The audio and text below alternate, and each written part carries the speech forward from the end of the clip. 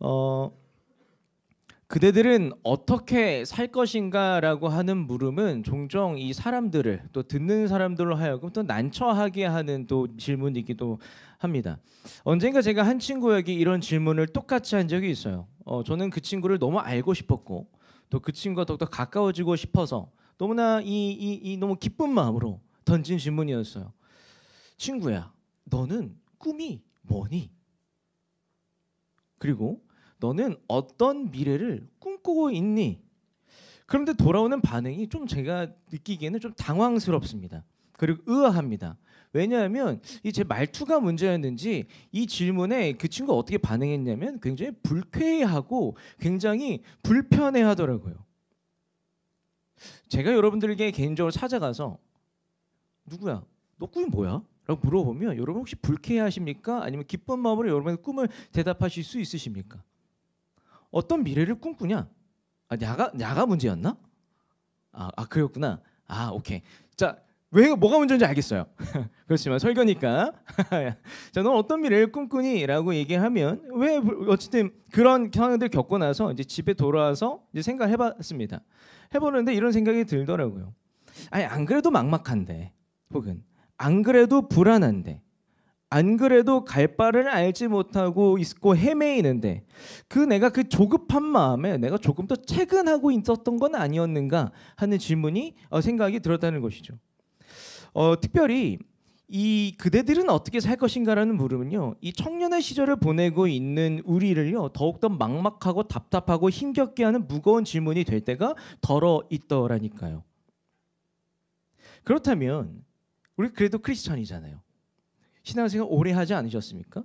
그렇다면 크리스천은 그대들은 어떻게 살겠습니까? 라는 이 질문에, 이 물음에 무엇을 말하는 사람들이어야 하겠습니까? 마태복음 5장 9절 말씀을요 제가 읽기 원합니다. 평화를 이루는 사람은 복이 있다. 하나님이 그들을 자기의 자녀라고 부르실 것이다. 그러니까 크리스천은 당신은 어떻게 살겠느냐라는 물음에 평화를 이루는 사람들, 쉽게 말하면 우리는 피스메이커로 삽니다라고 당당하게 답하는 사람들이 크리스천이라고 마태복음 5장 9절 말씀을 이야기하고 있습니다. 그렇다면 피스메이커로 산다는 것은 무엇입니까? 내가 그냥 착하게 살면 그것이 피스메이커로 산다는 것입니까? 피스메이커는요, 갈등이 만연한 세상에서, 갈라지고 이 분열하는 세상, 그 세상에서 화해시켜주는 사람, 연결시켜주는 사람, 조율해주는 사람, 중재해주는 사람, 그런 사람으로 산다는 것이 피스메이커로 산다는 것입니다.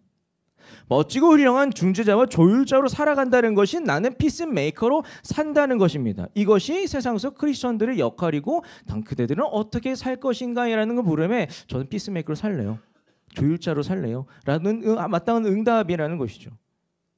크리스천들의 이 피스메이커로서의 삶은요, 어떻게 보면 이 세상이 기독교를 향해서 그토록 바라고 또 바라는 삶의 모습일지도 몰라요. 야, 너네 크리스천이면 이렇게 좀 우리를 위해서 살아줬으면 좋겠어 라고 하는 그 삶의 모습이 피스메이커, 중재자이자 조율자로의 삶인지도 모릅니다. 생각해보면요, 세상은요 참 갈등할 일이 너무 많아요. 갈등이 없으면 오히려 세상이 재미없는 것처럼 여기는 것 같아요. 우리가 뭘로 갈등합니까? 막 정치를 가지고도 갈등하고 있지 않습니까?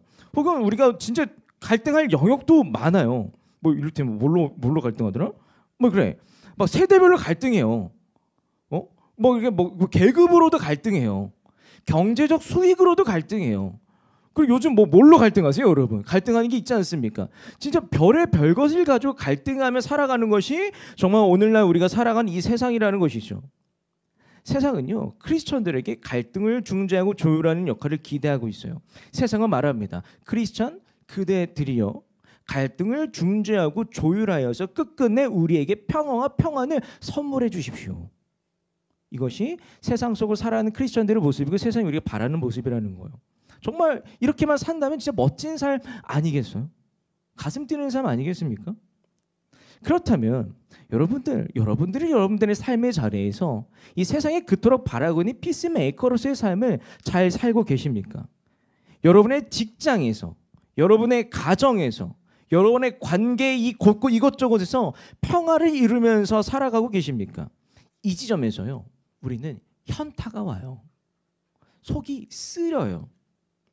우리들은 나는 평화주의자라고 말하면서 나는 하나님 나라를 세울 거야, 하나님 나라를 이루는 백성으로 살 거야 라고 말하면서 나는 제자야라고 말하고 있음에도 불구하고 당장 가족들과 투닥투닥하면서 살지 않습니까?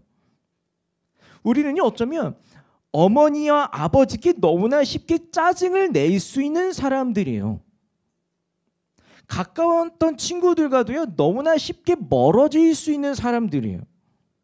가장 친근한 사람들, 가장 사랑하는 사람들을 언제든 함부로 대할 수 있는 사람들이 우리예요. 우리가 진짜 잔인한 게 뭔지 아세요? 우리는요, 가장 아끼는 사람들에게 가장 치명적인 아픔을 줄 수 있는 사람들이라는 것이 너무나 잔인한 현실이에요.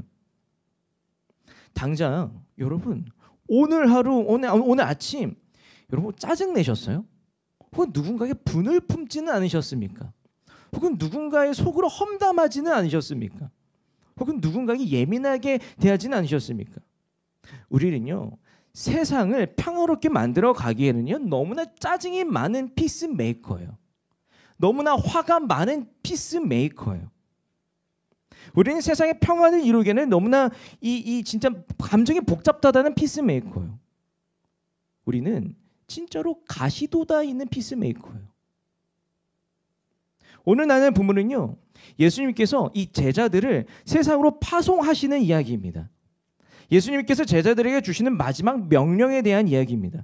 예수님은 제자들을 세상으로 파송하시면서요, 세상의 평강을 위해 너희를 보낸다 말씀하세요.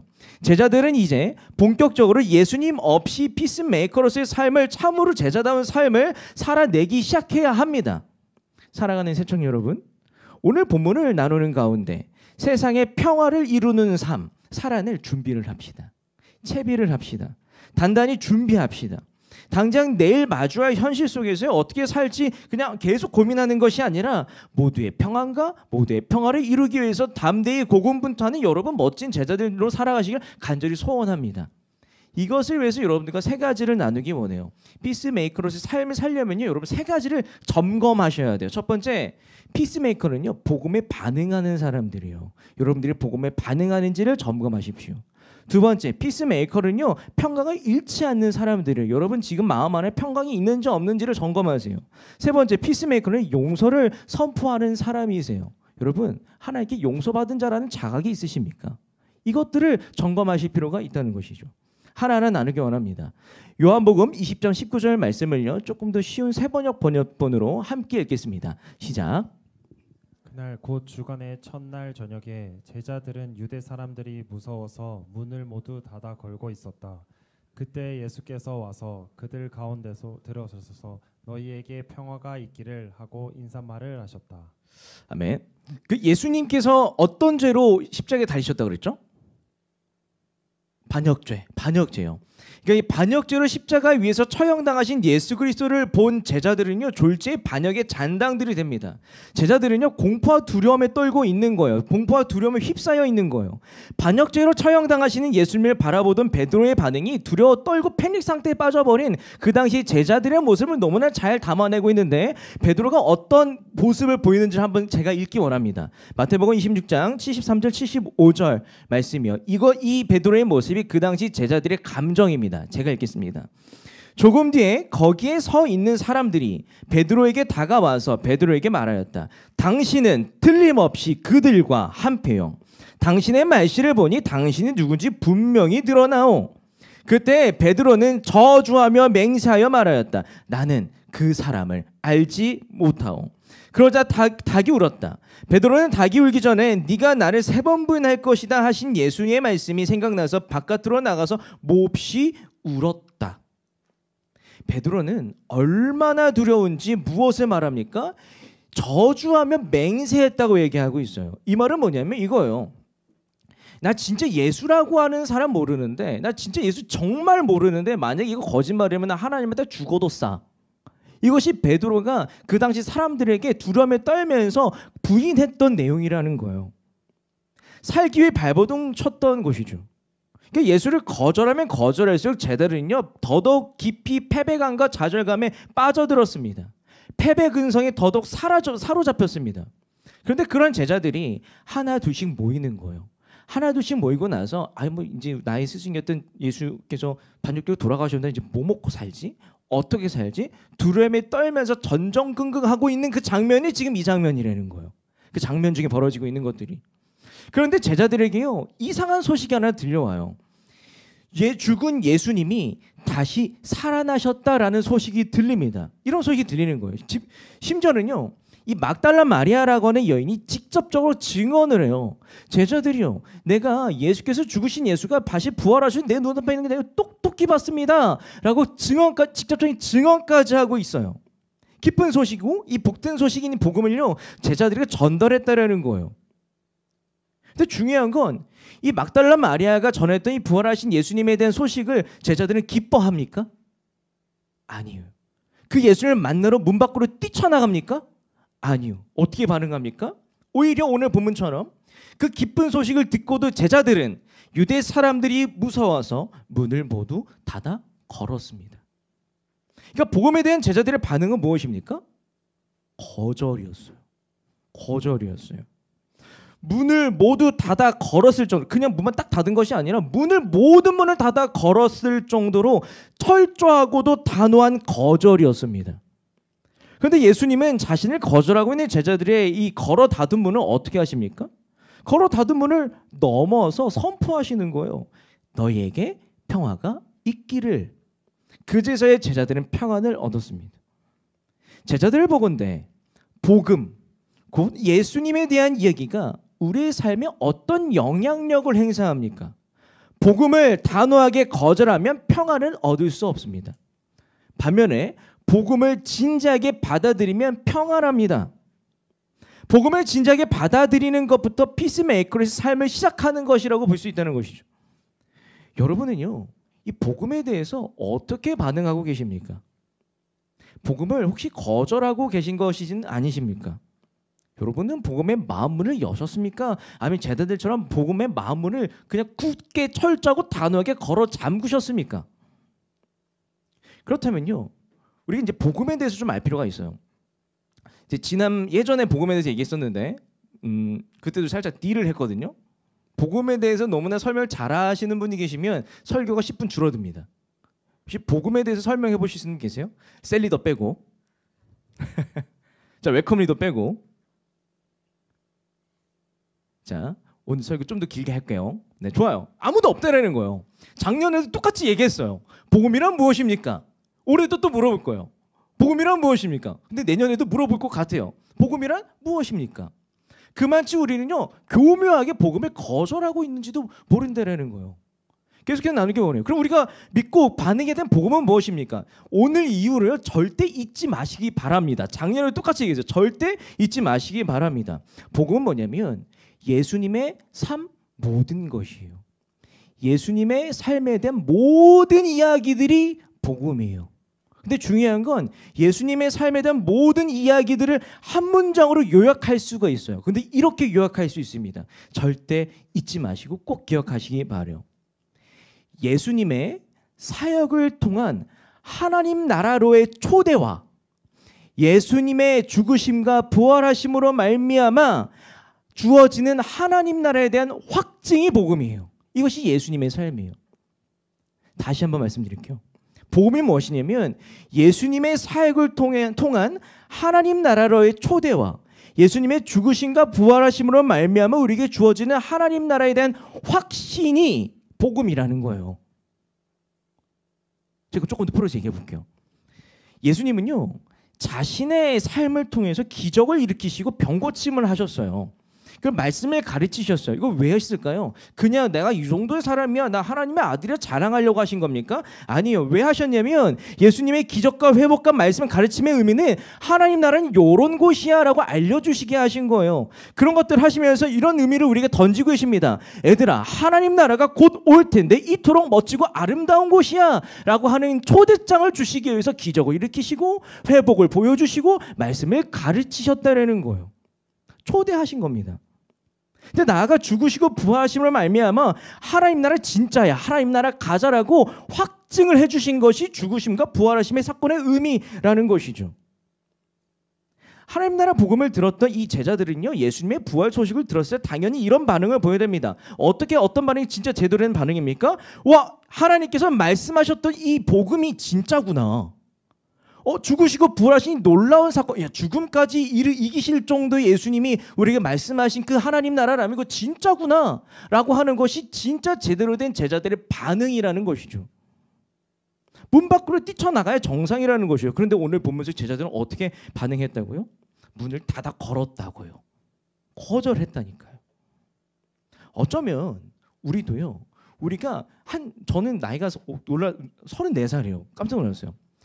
34년 동안 동안이라서 놀랐구나. 맞아. 저도 가끔 놀라요. 거울 보면서. 너 어떻게 34살?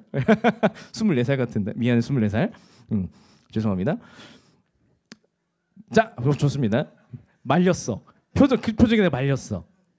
자, 뭐냐면, 우리는 복음을 어떻게 대하냐면 너무나 쉽고 가볍게 대해요. 저는 34년 동안 누군가는 30년 동안 복음만 이야기를 들었던 분이 계실지도 몰라요. 근데 여전히 우리가 복음을 설명하지 못하고 있는 이유는 우리가 복음에 너무나 진지하게 대하고 있지 않기 때문이라는 거예요. 우리는요, 너무나 교묘하게 복음을 거절해요. 여러분 봐봐요. 저 예수님을 안 믿을래, 이것만 거절일까요? 아니라는 거예요. 우리는 너무나 교묘하게 삶의 양식에 녹아들어서 복음을 거절하고 있는데 한번 생각해 봅시다. 제가 복음 교묘한 거절의 3가지 유형에 대해서 나누기 원하는데 여러분이 해당하는지 한번 생각해 보자고요. 첫 번째, 우리는 복음을 이렇게 거절할 수 있어요. 세상 속에서요, 복음의 능력이 없다고 여기며 살아가고 계시지 않습니까? 에이, 복음이 내 삶을 어떻게 바꾸겠어라고 고백하면서 살아가고 계시진 않습니까? 이것 또한 복음을 향한 교묘한 거절입니다.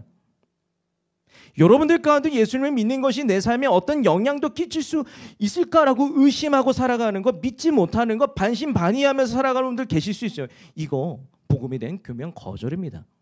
두 번째, 우리는 복음을 이렇게 거절할 수가 있어요. 세상 속에서요, 내가 크리스천이라고 하는 것을 숨기며 살아가는 거예요. 살다 보니까 야, 네가 기독교인이었어 라는 말을 들으며 살아가는 거예요. 이것 또한 복음을 향한 교묘한 거절이라는 거예요.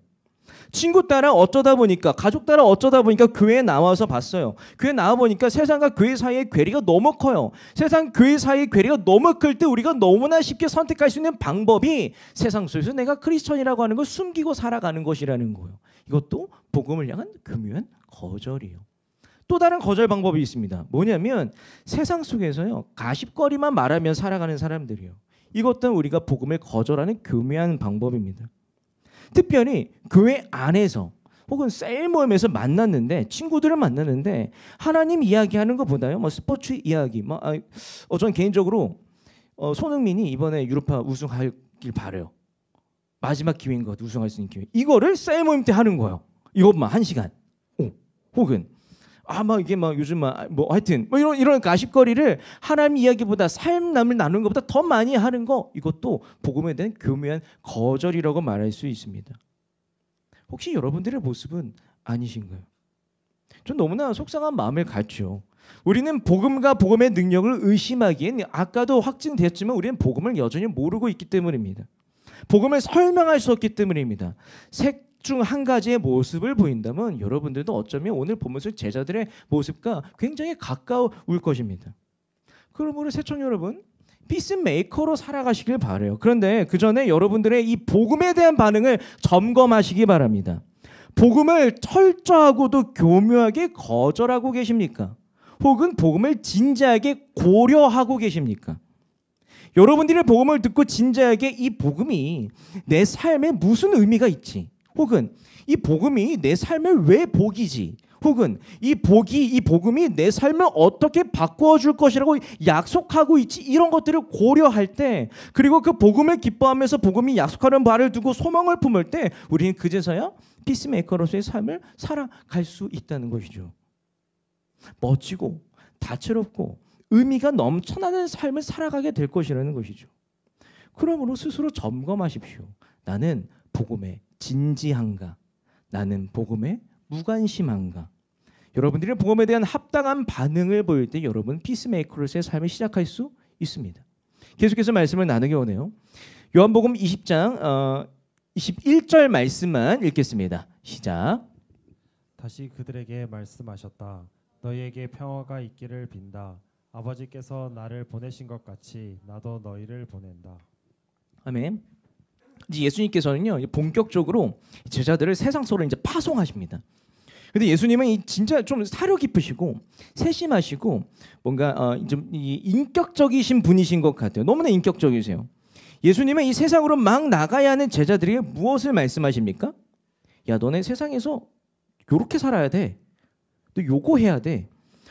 의무와 당위와 명령과 사명 해야 할 것들을 말씀하십니까? 그런 것들 얘기하지 않으신다라는 거예요.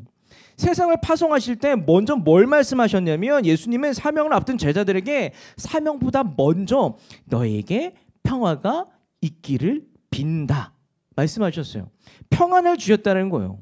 그러니까 이것으로 보건대 예수님은 제자들의 사명보다 제자들의 평안이 먼저이신 분이십니다. 예수님은 제자들의 사명보다 제자들의 평안이 먼저이신 분이십니다. 이것이 하나님께서 우리와 함께 동역하시는 방식입니다. 그 방식입니다. 사명보다 평안을 먼저 주시는 하나님의 방식이라고 하는 것, 우리를 평안케 하시고 그 다음에 사명을 함께 이루어가신 하나님의 방식을 너무나 잘 드러내 보이는 이야기가 한 가지가 있어요. 여호수아 이야기예요. 여호수아도 어떤 상황이었을까요? 여호수아 1장 그 부분에서 어떤 상황이었을까요? 어떻게 보면 제자들과 너무나도 많이 닮아 있는 상황이었어요. 예수님의 제자들이 예수님 없이 본격적으로 세상을 향해 파송받듯이 여호수아도 마찬가지로 평생토록 함께 동행해 줄 것만 같았던 최고의 리더 모세가 없이 가나안 땅을 정복하기에 앞둔 시점이 여호수아 1장 말씀이라는 거예요. 그 시점이라는 거예요. 여호수아는요 모세의 리더십을 이어받아서요 가나안 땅으로 파송받지 않았겠습니까? 그러니까 모든 가정들이 힘이었을까요? 상상해 보면요 제가 여호수아였으면 숨 막혔을 것 같아요. 그 당시에 어떤 이렇게 통솔이나 이 지휘 시스템이 갖추어져 있을까요? 지금처럼 종교했을까요? 그때도 셀리더라는 개념이 있었을까요? 그런 개념 없이 여호수아가 수십만 되는 이스라엘 백성을 이끌고 가나안 땅을 정복을 했었어야 된다는 거예요. 제가 봤을 때 여호수아도 그 모든 것들을 모세가 해줄 줄 알았을 것 같아요. 근데 문득 모세가 이 모든 여정에서 낙오가 돼버리는 거예요. 이게 누가 리더하자다 여호수아 내가 리더네 하고 있는 거예요. 그러면 엄청나게 막연하고 막막하고 압박감 오는 시점에 여호수아가 마주하게 될 그 치열한 삶은 어떤 삶이었냐면 매일같이 전쟁을 했었어야 됐습니다.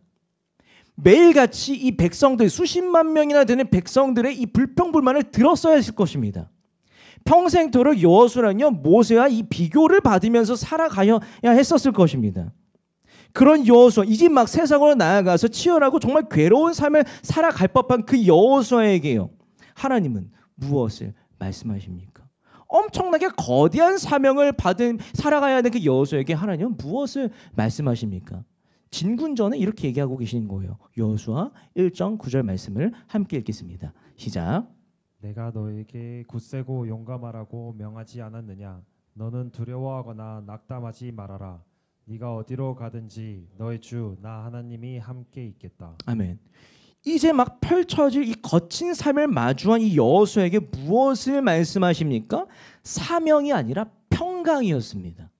평강이었습니다. 사명보다 평강을 강조하시고 또 강조하셨던 것이죠. 이런 맥락에서 우리는 예수님께서 제자들을 파송하시면서 너희에게 평화가 있기를 하신 말씀을 바라보아야 할 필요가 있다는 것이죠. 하나님은요 제자들의 평강이 제자들의 사명보다 더 중요하다. 하나님은 백성들의 평강이 백성들의 사명보다 더 먼저다. 하나님은 자녀들의 평강이 자녀들의 사명보다 더 앞선다. 이것이 하나님께서 우리와 동역하시는 방법입니다. 이것이 하나님께서 우리와 동역하시는 방법입니다. 그런데 조금 의아하지 않습니까? 저는 이게 의심이 너무 많은 사람이에요. 너무 의아한 것들이 많아요. 아니 그러면 예수님이 능력이 있으시면 직접 해결해 주시지. 왜 남은 몫을 왜 엄청난 능력도 주시지 않으시고 이렇게 남은 몫을 해결해 주시는 것이 아니라 왜 평안을 주시지? 라고 하는 저는 이게 너무 납득이 안 가더라고요. 제가 성경 말씀 가운데 너무 납득이 가지 않는 말씀이 하나가 있었는데 뭐냐면 이 빌립보서 말씀이요. 근데 저는 이 말씀이 풀리면 우리는 오늘 본문 예수님이 제자들에게 사명보다 평안을 강조하셨던 이유를 좀 이해할 수 있을 것 같아요. 빌립보서 4장 6절에서 7절 말씀을 제가 읽겠습니다. 아무것도 염려하지 말고 모든 일을 오직 기도와 간구로 하고 여러분이 바라는 것을 감사하는 마음으로 하나님께 아뢰십시오. 그리하면 사람의 헤아림을 뛰어넘는 하나님의 평화가 여러분의 마음과 생각을 그리스도 예수 안에서 지켜줄 것입니다. 저는 이 말씀이 진짜 이상하더라고요. 이해가 안 가더라고요. 우리가 보통 기도를 왜 할까요? 여러분 기도를 왜 합니까? 문제 해결을 하기 위해서 기도를 하지는 않으세요? 이 관점에서 이 기도를 보면요, 하나님은 진짜 생뚱맞으세요. 이거 한번 적용해 볼까요? 내가 돈을 위해서 기도하면은 돈을 주신대요? 아니요. 돈을 주시는 것이 아니라 평안을 주신다고 약속하고 계시는 거예요. 내가 명예를 달라고 기도하면 명예를 주신다는 거예요? 아니요. 명예를 주는 것이 아니라 평안을 주시겠대요. 내가 이 관계 회복을 위해서 기도하면 뭘 하신대요? 관계 회복을 이렇게 뿅 해가지고 갑자기 싸웠던 사람들이 내 만나서 기분 좋게 지내는 것이 아니라 평안을 주시겠다고 이야기를 하고 계신다는 거예요. 기도하는 대로 주시는 건 아니라 내 마음에 평안을 주신다는 거예요. 왜? 내 뜻이 아니라 왜 평안을 주시는 걸까요? 왜 그렇겠습니까? 이 부분을 이해하기 위해서 도움이 될 수 있는 영화가 한 편이 하나가 있어요. 뭐냐면 이 브루스 올마이티라고 하는 영화예요. 여러분 보셨죠? 0506들은 아직 안 보셨으면 꼭 보시길 바래요. 재밌어요. 근데 브루스 올마이티에서요, 어떤 장면이 나오냐면 주인공의 아내가요, 그 영화 속에 신과 대화를 하는 장면이 나와요. 근데 그 대화 가운데에 하나님이 일하심에 대한 통찰이 좀 담겨 있어요. 그 대화를 제가 읽기 원합니다. 제가 이제 영어를 못하니까 한국말로 잘 읽어볼게요. 네. 누가 인내를 달라고 기도하면 신은 그 사람에게 인내심을 줄까요? 아니면 인내를 발휘할 수 있는 기회를 주시려 할까요? 용기를 달라고 하면 용기를 주실까요? 아니면 용기를 발휘할 수 있는 기회를 주실까요? 만약 누군가 가족이 좀 더 가까워지게 해달라고 기도하면 이 감정 터치를 감정 조작을 하실까요? 아니면 서로 사랑할 수 있는 기회를 마련해 주실까요? 하나님의 일하심에 대한 통찰이 좀 잘 담겨 있는 대사입니다. 하나님은요, 우리의 기도에 기회로 응답하신다는 거예요. 우리의 기도에 기회로 응답하신다는 거예요. 그러면 여러분 기회만 있으면 됩니까? 기회를 잘 살려야 하지 않겠어요? 기회를 잘 살려야죠. 그래야 우리의 사명이나 소명, 소원, 비전, 기도 제목, 꿈을 이룰 수 있는 것이 아닙니까? 기회를 살려야 우리가 기도 제목을 성취할 때까지 끝까지 기다릴 수 있는 건 아니겠습니까? 기회를 잘 살려야죠. 그럼 우리가 기회를 잘 살려보려면 우리가 뭐가 필요할까요? 능력? 재주? 성경은요, 기회를 잘 살리려면 능력이나 재주가 필요하지 않다고 얘기해요. 그 대신 빌립보서 4장 7절에서 우리가 기회를 살리려면 필요한 것 한 가지를 다 얘기하고 있는데 제가 다시 한번 읽기 원합니다. 빌립보서 4장 7절 말씀입니다. 그리하면 사람의 헤아림을 뛰어넘는 하나님의 평화가 여러분의 마음과 생각을 그리스도 예수 안에서 지켜줄 것입니다. 평화는 우리의 마음과 생각을 그리스도 안에서 잃어버리지 않도록 지켜준다. 평안은요, 우리가 이 먹은 마음 있잖아요. 내가 받은 사명을요, 끝까지 붙들어줄 수 있는 힘이고 능력이에요. 힘이고 능력이에요. 평안이야말로 우리가 사명과 소명과 비전과 꿈과 소원과 기도 제목을 끝까지 실현하기 위해서 제일 필요한 것이라고 하나님은 말씀하시면서 내가 그런 평안을 너에게 주겠다고 약속하고 계신 거예요. 여러분 평안이야말로 끝까지 완수하는 힘이에요. 능력이에요. 능력이 있어도 평안이 없으면 가던 길 이탈해요.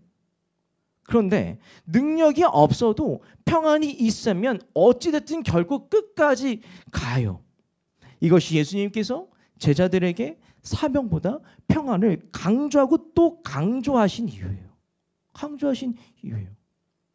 그러므로 새청년 여러분, 피스메이커로 살아가시길 바라요. 근데 그 전에 여러분들의 마음을 점검하시기 바라요. 마음을 어떻게 점검합니까? 평안한 마음부터 가지십시오. 내가 뭐 하나님 위해서 뭘 하겠다고 하기 이전에, 내가 세상 속에서 어떻게 살겠다고 말하기 이전에 여러분 평안부터 하십시오. 평안부터 하십시오. 부르심받아 사는 제자들은 사명의 자리로 나가기 전에 제일 먼저 평안을 얻어야 합니다. 더욱이 평안을 유지하도록 애쓰고 노력해야 됩니다. 바울은 이것에 대해서 골로새서 이렇게 얘기하고 있어요. 평안을 얻고 평안을 유지하는 것이 얼마나 중요한 것인지 3장 15절에서 이야기하고 있는데, 현대어 성경 버전을 제가 읽기 원해요. 그리스도께 받은 평화가 항상 여러분의 마음과 생활에 깃들이도록 하십시오. 뭐예요? 하나님은 너희에게 이미 평안을 주셨으니 그 평안을 잃어버리지 말아라는 거예요. 평안을 훈련하라는 거예요. 그리스도께 받은 평화가 항상 여러분의 마음과 생활에 깃들이도록 하십시오. 이것은 그리스도의 몸의 지체가 된 여러분의 책임이며 특권입니다. 그리고 항상 감사하는 생활을 하십시오. 무엇을 말하고 있습니까? 제자들에게 큰 책임과 사역이 한 가지가 있는데 내 안에 평안을 지켜내는 것, 세상에게 평안을 빼앗기지 않는 거, 요게 사역이래요. 그럼에도 불구하고 평안을 유지하는 거, 요게 크리스천들의 중요한 사역이래요. 사역이라고 얘기하고 있더라는 거예요.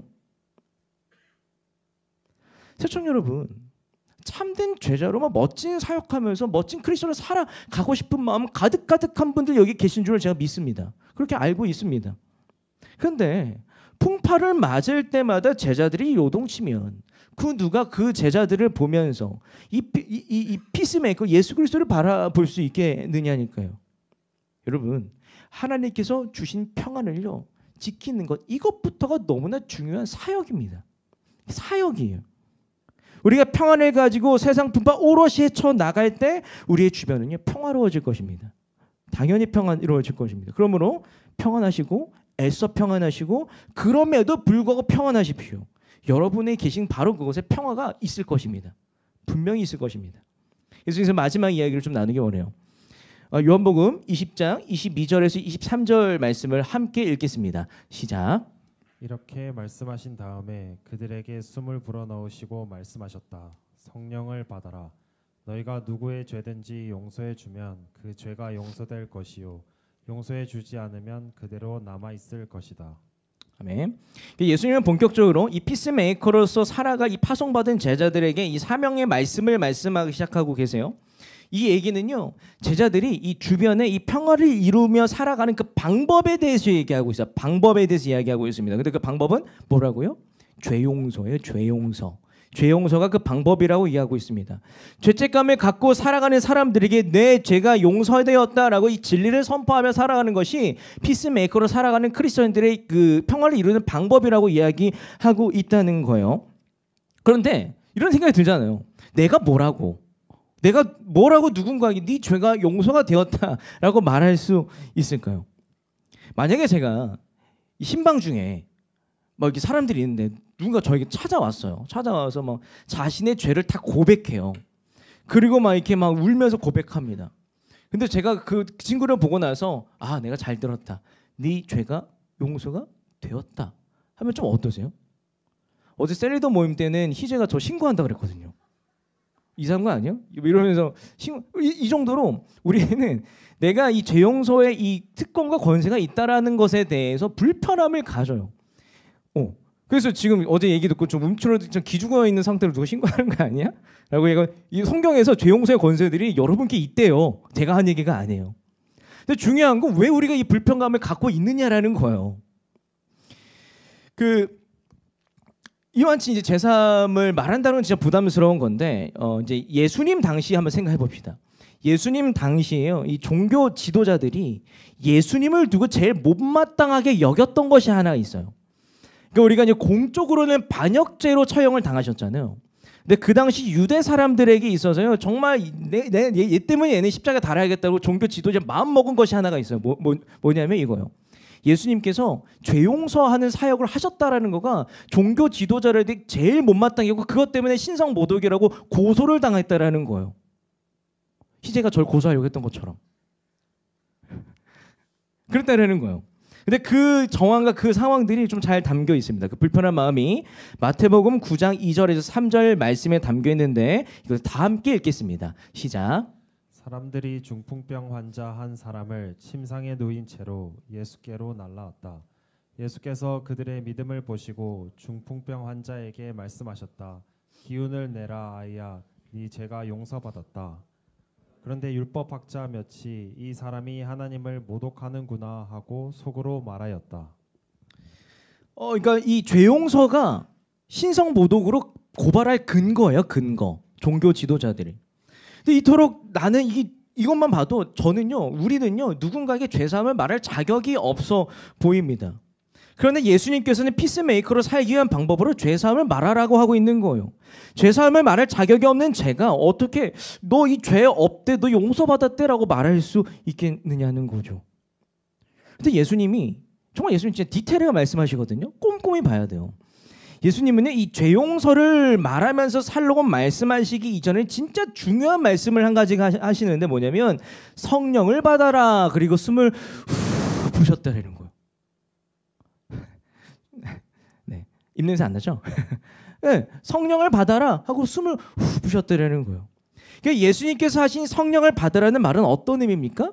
하나님께서는 너희와 늘 함께 하실 것이다 라는 말의 의미예요. 그러니까 너희와 늘 함께 계신 하나님께서 너희에게 죄사함의 특권을 보증하신다라는 차원에서 성령을 받아라 라고 이야기하고 있다는 것이죠. 우리는 하나님께서 너의 죄를 용서하였다, 하나님의 용서를 받으라 라고 말하고 다닐 수 있는 자격이 있는 자들, 그런 책임이 있는 자들이 여러분들이고 여러분들은 그렇게 말하면서 하셔야 된다는 것을 오늘 보면 얘기하고 있습니다. 그런데 계속 납득이 가지 않는 부분이 있어요. 죄사함이 그러면 어떻게 우리에게 평안과 평화를 줄 수 있느냐라는 거예요. 내가 죄를 용서받았다는 게 어떻게 나에게 평화를 줄 수 있느냐는 고민이 좀 생깁니다. 죄책감이라는 것이 왜 해소돼요? 우리가 살만합니까? 우리는 이 죄책감을요 조금 다르게 표현할 수가 있어요. 죄책감의 다른 말은요 이거예요. 내게는 흠집이 있다. 죄책감의 다른 말은요 나는 흠집이 있다 라는 다른 말을 갖고 있어요. 그러니까 내가 죄책감에 시달리고 있다면 그것은 나는 흠집이 진짜 많은 사람이야. 나는 진짜 문제가 너무 많은 사람이야 라고 생각을 하면서 살아가는 것이 죄책감에 시달리며 살아간다는 것입니다. 흠집 많은 나를 바라보며 사는 사람들이 삶에 어떻게 흠집 많은 나를 자신을 바라보며 사는 사람들이 어떻게 그 삶에 평안이 있을까요? 평안이 있기 어렵습니다. 흠집 많은 나를 감추기 위해서 부풀리거나 깎아내리거나 가시 돋쳐 살거나 그러니 이제 평화가 없는 것이 아니겠습니까? 그런데요, 너 하나님이 용서하셨대 라는 그 말의 의미는 무엇입니까? 절대자라고 하는 신이, 절대적 존재이신 하나님이 너 죄 용서하셨다라는 말의 의미를 갖는다는 거예요. 하나님이라고 하는 절대신이 우리더러 너 흠없다 하신다라는 거예요. 절대신이 흠없다라고 하시는데 누가 반박할 수 있습니까? 누가 반박할 수 있습니까? 누가 따져 물을 수 있겠습니까? 죄사함은요 우리에게 진짜 평화를 줄 수 있다니까요. 다른 사람들이 나한테 뭐라 흠이 있다 그래도 절대신이 너 흠이 없다고 하는데 누가 반박할 수 있겠느냐라는 거예요. 여러분들이 이것 말해주면 살아가는 사람들이요 여기에 평화가 이루어질 수 있는 방법이 있다는 것입니다. 피스메이커로 산다는 것은 하나님이 너 흠없대 라고 말하며 살아가는 거예요. 피스메이커로 살아간다는 것은 그래도 너 사랑하신대 말하며 살아가는 것이 피스메이커, 세상으로 파송하신 제자들에게 주신 사명이라는 거예요. 말하는 거라는 거예요. 그러므로 시청자 여러분, 피스메이커로 살아가시길 바랍니다.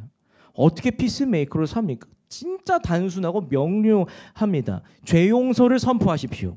죄 용서를 말하십시오. 하나님 앞에 흠없는 자라는 사실을 알려주십시오. 조금 더 쉽게 말하면 하나님이 널 사랑하신데 말하고 진짜 믿게 하는 것이 여러분들이 피스메이커로 살아가는 가장 단순하고도 강력한 방법이라는 것이죠. 제가 종종 나누지만 제가 진짜 사명으로 여기는 것이 있어요. 그러니까 하나님이 널 사랑하셔, 흠없다 하셔, 이거 진짜로 믿게 하는 것이 제 진짜 사명이에요. 근데 이게 진짜 왜 제가 이렇게 간절하게 하냐면 이거 진짜 절대 안 믿거든요. 하나님도 사랑하셔라는 얘기하면 이거 진짜 절대로 안 믿어요. 이게 진짜 신기한 수준이에요. 잠깐 필링 좋으면 그때 하나님 나 사랑하시나 하지만 결국 도루묵이에요. 근데 제가 사역하면서 단 한 명이라도 저한테 찾아와서 저 하나님께서 이 사랑해 주신다는 그 사실을 절대 불변으로 흔들리지 않겠으면 한 명만 고백해도 제가 앞으로 사역 한 30년 더 하지 않을까요? 그때 30년 돌아봤을 때 한 명만 있어도 와, 하나님 저 잘 살았습니다 라고 말할 정도로 우리는 하나님의 사랑이 너무나 완고한 사람들이에요. 너무 답답합니다. 여러분, 제가 반복해서 말씀드리지만 날 향한 하나님의 사랑은요, 느끼고 안 느끼고의 문제가 아니에요. 제가 기도 제목을 많이 받아요. 근데 하나님의 사랑이 안 느껴져요 라는 기도 제목이 진짜 많아요. 근데 계속 말씀드리지만 하나님의 사랑은요, 느끼고 안 느끼고의 문제가 아니에요. 이미 넘치도록 붓고 계시는 하나님의 사랑을 내가 받고 안 받고의 문제예요. 내가 받고 안 받고의 문제예요.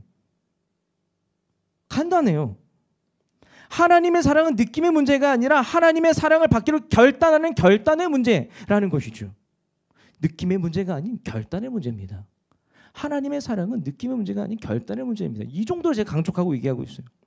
이것을 위해서요, 그리고 이것을 실험하고 있는 옆에 있는 사람들을 위해서요, 여러분들이 너무나 필요해요. 하나님의 사랑을 받기로 결단하지 못한 지체들이 있다면 여러분들이 힘없이 속삭여 주어야 해요. 하나님이 너 사랑하신데 결단해. 다른 사람들은 몰라도 하나님은 너 흠없다고 하는데 너 인정해. 이것이 죄 용서를 말하며 살아간다는 것이죠. 시청자 여러분, 주변에 죄책감에 시달리는 사람들이 있습니까? 혹은 하나님의 사랑을 의심하며 살아가는 사람들이 있습니까? 하나님의 사랑을 받기로 결단하지 못한 사람들이 있습니까? 그럼 여러분들이 피스메이커의 역할을 해주셔야 합니다. 그들에게 찾아가서요, 말하고 또 말해줘야 합니다. 그러면 그 사람에게 평화가 찾아올 거예요. 그 사람의 평화가 찾아올 거예요. 그리고 공동체의 평화가 찾아올 것이고 나에게도요, 종국적인 정말 궁극적인 평화가 찾아올 것입니다. 설교가 거의 다 끝났어요. 지금 옆 사람에게 한번 말해볼까요? 하나님이 너 흠없대. 말해봅시다. 하나, 둘, 셋. 뒷사람에게도 하나님 너 흠없대. 또 이렇게도 말해볼까요? 하나님 너 진짜 사랑하신대. 하나님 너 진짜 사랑하신대. 결단해. 결단해. 좋습니다. 자, 이제 말씀을 맺습니다. 예수님은요, 제자들을 피스메이커로요, 세상에 파송하셨어요. 그리고 예수님은 오늘 여러분도요, 우리도요, 피스메이커를 부르시고 이제 세상으로 파송합니다. 세상으로 보냅니다. 여러분의 각자의 가정으로 피스메이커로 살아내라 보내시고, 여러분의 이 뭐랄까요, 직장으로 피스메이커로 살라고 보내시고, 학교로 보내시고, 여러분의 모든 관계 가운데 피스메이커로 살아라고 보내시는 것이 오늘 본문 속 예수님의 이 여러분을 향한 메시지라는 거예요. 근데 그렇게는요, 우리는 너무나 화가 많은 피스메이커이고 너무나 분이 많은 피스메이커, 짜증이 많은 피스메이커요. 그 우리가 어떻게 온전하게 이 사역을 잘 감당할 수 있겠습니까? 세 가지 점검하시기 바래요. 첫 번째, 여러분 피스메이커는 제대로 복음에 반응하는 사람들, 여러분 복음에 제대로 반응하고 있는지 점검하십시오. 두 번째, 피스메이커는요, 평강을 절대 잃지 않습니다. 평강을 유지하고 붙들고 사는 거, 요거 사역으로 생각하는 사람들이 피스메이커예요. 나의 평강을 붙드는 거. 세 번째, 피스메이커는요, 하나님이 널 사랑하시고 너의 죄를 용서해 주신데 힘없이 말하고 또 말하는 사람들, 이것이 피스메이커로의 삶이라는 것이죠. 이 세 가지 기억합시다. 사랑하는 새청 여러분, 복음에 대해서 진지하게 고민하십시오. 그리하여야 복음이 여러분의 삶의 능력이 됩니다. 복음이 주는 이 평안을요, 지키십시오. 그 평안을 잃지 않고 끝까지 붙드는 것까지가 사역입니다. 복음에 근거하여서 하나님께서 널 정말 사랑하신다 말하고 또 선포하십시오. 여러분을 중심으로, 여러분들의 가운데로 하여서 여러분이 계신 그곳에 평화가 있을 것입니다. 평화가 있을 것입니다. 하나님 나라가 세워질 것입니다. 우리 함께 나눈 말씀을 기억하고 묵상하면서 찬양의 자리로 나아갑시다.